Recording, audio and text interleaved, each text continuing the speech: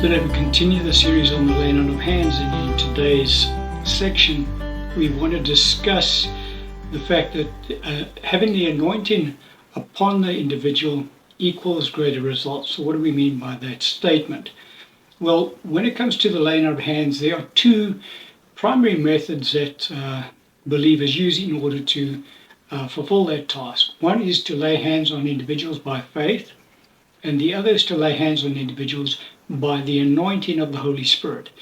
And so what we're saying is that when the anointing of the Holy Spirit is involved, then there will be a greater degree of success through the laying on of hands, i.e. greater results will be achieved. Both can and do achieve results, but the better results come through the anointing. So what do we mean by that when we say that a greater degree of anointing equals a greater degree of results? Well, a passage of scripture we can open up with today's discussion is in John chapter 3, verse 34. This is John the Baptist speaking about the Lord Jesus, and he says, "For he whom God has sent speaks the words of God.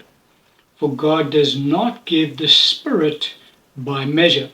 So he's talking about the Lord Jesus. He's speaking about the anointing that was on the ministry of the Lord Jesus. And what John tells us is that God does not give the Spirit by measure, talking about the degree of anointing that was placed upon the Lord Jesus Christ when he walked on the earth. And so we see that when Jesus was on the earth, he had the full anointing of the Holy Spirit resting upon him.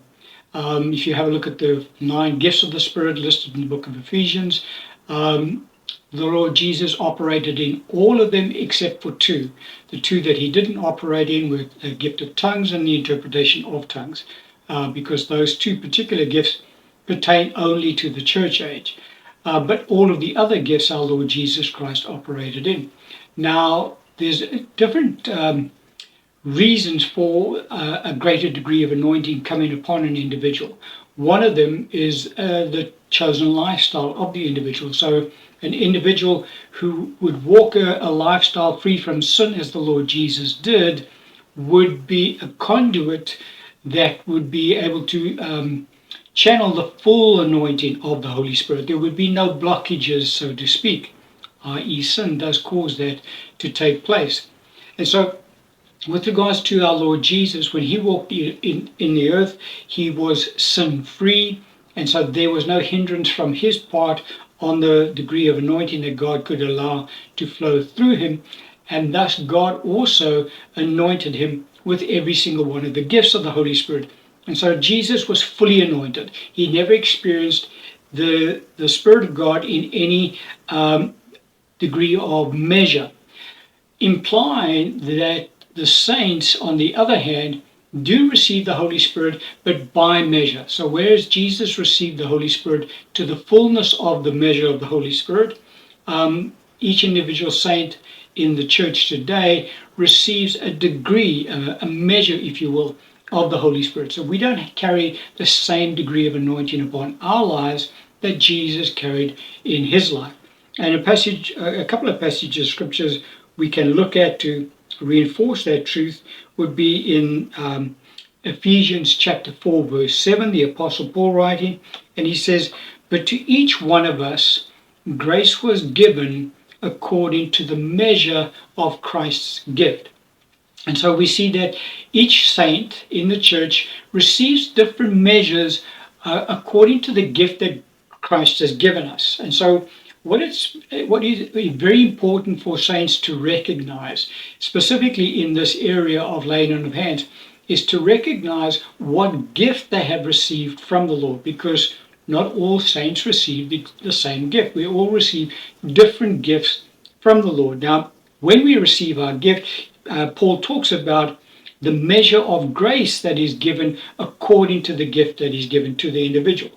And so, for argument's sake, a saint who has been called to stand in the office of apostle and another saint who is called to prophesy in the church both receive different anointings because the gifts are different. And the obviously the anointing, the degree of power that the apostle requires is far greater than the anointing that one who uses the simple gift of prophecy in a church gathering. And so not a strong degree of power rests upon that individual. And so there is a difference depending on the gifts that are given to the individual saints, but also even within the various giftings that the saints receive, some have a greater degree of anointing than others in that particular gift as well.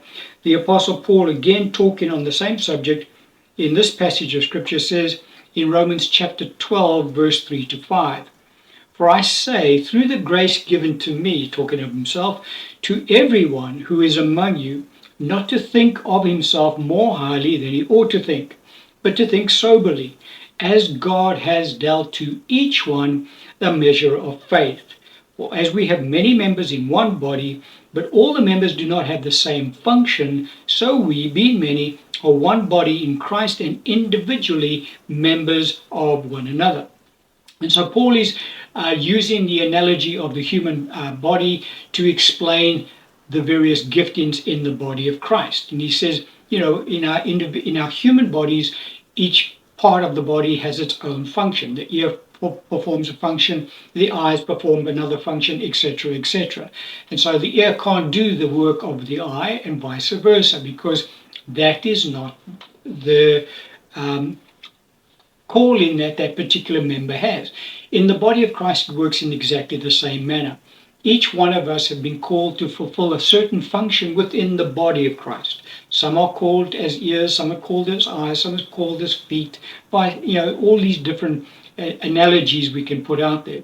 And so it's very important for saints to recognize what gift they have received from God, because the anointing for that gift rests upon them, and they can thus be used of God. They have access to power in that area in order to function in the body of Christ. And so stepping outside of their gifting, there's no anointing there. There's no degree of power available to them there. So in other words, an ear that wants to operate as an eye is not going to be able to do that because they don't have the equipment to be the eye. They have the equipment to be the ear. And so somebody, for argument's sake, who's received the gift of prophecy is not going to have a lot of results when they try and lay hands on people for healing to take place. In other words, for blindness to be healed. Why? Because the power that rests upon their ministry is in the area of prophecy, not in the area of laying on hands for blind people to receive their sight. And so it's very important for saints to recognize what gift they have received, because the moment they do that and they focus on that, well, now they're channeling the power of God that rests upon them, and they will experience greater results when they lay hands on individuals. Rather than trying to be a jack of all trades, we can't do it because we don't carry that anointing. Now we can do it by faith. By faith we can lay hands on individuals in all areas.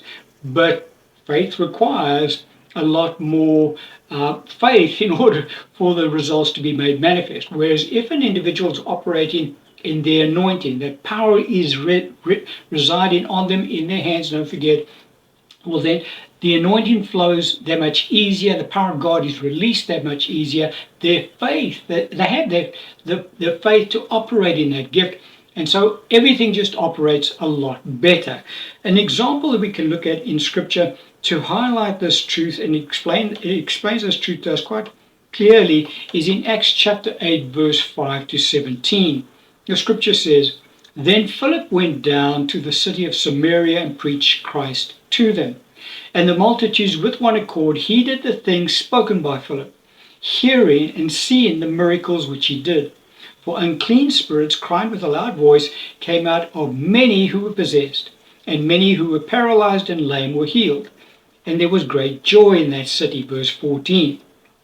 "Now when the apostles who were at Jerusalem heard that Samaria had received the word of God, they sent Peter and John to them, who when they had come down, prayed for them that they might receive the Holy Spirit. for as yet he had fallen upon none of them. They had only been baptized in the name of the Lord Jesus. Then they laid hands on them, and they received the Holy Spirit. So let's unpack this passage, because it does teach us this principle. What had transpired is that Philip had persecution had broken out in the city of Jerusalem, and so the saints had been scattered throughout Judea and Samaria at that time. Philip goes down to the town or city of Samaria, and Philip has the anointing upon his life of an evangelist. Later in Scripture we see Philip is actually called an evangelist. And so when he gets down there, he preaches the gospel to the city of Samaria. Now, one who has the anointing of an evangelist also carries various other gifts. The gifts of healings is part of their ministry as well. And working of miracles also forms part of the evangelist's ministry. So when we look at Philip's ministry here, we see that he lays hands on many who are lame and paralyzed and heals them, and he casts out many demons. So there's the gifts of healings operating, and the working of miracles. To cast out demons is the operation of the working of miracles. And so people get saved under Philip's ministry, they get healed under his ministry. We only see lame and paralyzed people being healed. We don't see people who are blind and deaf being healed, because the anointing is more focused in Philip's ministry in this area, and we see people being delivered of demonic oppression. But no one gets baptized in the Holy Spirit. Now, why is that? The reason for that is because Philip recognized he didn't carry that anointing. He didn't have the gift to lay hands on individuals and impart the Holy Spirit to them. Now, he could have done so by faith, but we're talking about a citywide revival. There must have been quite a few hundred, maybe even a couple of thousand, who were saved under his ministry. And for Philip to, in faith, lay hands on each one of those individuals for them to be filled with the Holy Spirit would have taken a long time, and he wouldn't have experienced very good results. But what Philip recognizes is that, okay, I've got a problem now. I've got these people saved, I've got them delivered and healed, but they still need to be filled with the Holy Spirit. He sends up to Jerusalem and says, guys, I need help. The apostles recognize, okay, well, let's send Peter and John down to Philip. Why did they do that? Because at that time, Peter and John had recognized ministries of being able to lay hands on the saints so that they could be filled with the Holy Spirit. They had that anointing upon their ministries. So they come down to Samaria, they preach the infilling of the Holy Spirit to the saints down there. They then lay hands on those saints, and all of them are filled with the Holy Spirit. And so we see how it works. We see that it's very important for each saint to recognize what their anointing is, what gift they have received from the Lord, and operate in that gift, because they have the faith to do that. To try and operate outside of the anointing and the gift that the saint has received, it can be done, but by faith, and it's a lot more difficult to have it done through that mechanism. The easier way to do it is just to recognize, well, I have the anointing in this area, I'll operate in this area. If somebody comes to me and they need prayer for something else that I'm not anointed in, I'll call a saint, a brother or sister who I know has an anointing in that area to come across and pray for that person. They will experience greater results. Why? Because they carry God's power upon them in that particular area. And so it's very important for us in dealing with this concept of the laying on of hands to firstly recognize, well, what is the gift the Lord's given me? And then to begin to operate in that area, because that saint will experience greater results when they do. And so that's the point we really wanted to highlight in today's teaching. In the next series teaching, we're going to have a look at the fact that laying on of hands does in fact fulfill the Great Commission, which all believers are called to fulfill. But we're going to end the teaching on that point today. Amen.